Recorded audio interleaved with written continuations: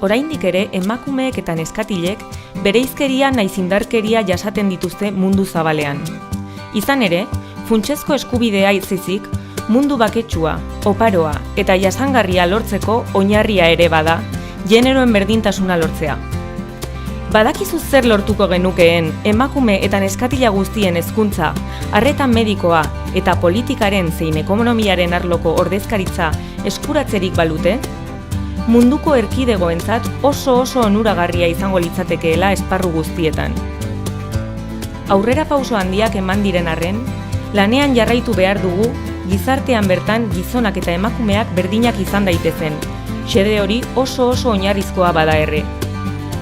Afrikako iparraldean esaterako, nekazaritzako ordainpeko enpleguen 20% baino gutxiago daude emakumeen esku. 20% baino gutxiago! Emakumeen erabateko partaidetza, zein lidergo berdintasuna lortu eta haien jabekuntza sustatu nahi dugu. Emakumeen aurkako era guztietako indarkeria desagerrarazi nahi dugu. Dena dela, batez ere, generoen berdintasuna lortu eta boterea eman nahi diegu emakume zein neskatila guztiei. Mundua ez litzatekeelako ezer izango haiek guztiak gabe.